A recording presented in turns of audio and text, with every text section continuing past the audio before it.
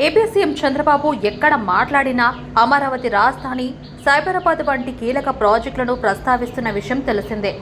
ఆయన హయాంలోనే హైదరాబాద్లో ఐటీ కేంద్రాలకు నిలవుగా సైబరాబాద్ నిర్మాణం చేపట్టారు. భాగ్యనగరంలోనే కాదు, తెలంగాణలో కూడా ఇదొక రికార్డే.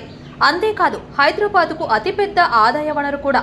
అక్కడితో కూడా హిస్టరీ ఆగదు. హైదరాబాద్, సికింద్రాబాద్ తర్వాత సైబరాబాద్ మూడో నగరంగా అభివృద్ధి చెందింది. సైబరాబాద్ నిర్మాణంతో చంద్రబాబుకు అంతర్జాతీయంగా ఖ్యాతి సొంతమైంది. ఇప్పుడు దీనిని తలదన్నేలా, చరిత్రలో తన పేరు కూడా ఉండిపోయేలా రేవంత్ రెడ్డి ప్లాన్ చేస్తూ ఉన్నారు. ఈ క్రమంలోనే ఆయన ఫ్యూచర్ సిటీ పేరుతో అత్యాధునిక సౌకర్యాలతో అతిపెద్ద నగరాన్ని ఏర్పాటు చేయాలని భావిస్తూ ఉన్నారు.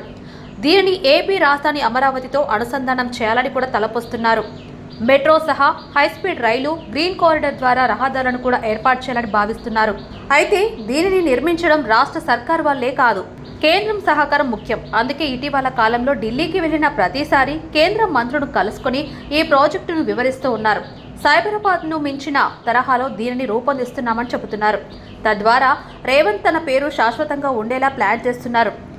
ఏంటి ఫ్యూచర్ సిటీ?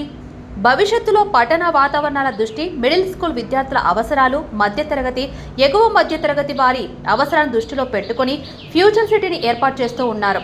హైబ్రిడ్ నగరాలను రూపొందించడానికి ప్లాన్ చేస్తూ ఉన్నారు. భవిష్యత్తు నగరాల విస్తృత భావన, పట్టణీకరణ, సాంకేతికత, సామాజిక అవసరాలతో ఏర్పడి ఉన్నాయి. ఈ క్రమంలోనే రేవంత్ రెడ్డి వాటికి ప్రాధాన్యం ఇస్తూ ఫ్యూచర్ సిటీకి రూపకల్పన చేస్తూ ఉన్నారు.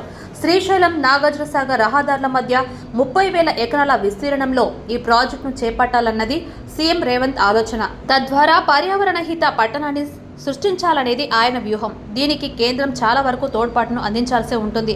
ఇది కనుక సాకారమైతే తెలంగాణపై రేవంత్ వ్యక్తిగత ముద్ర స్పష్టంగా కనిపిస్తుందని నిపుణులు చెబుతున్నారు.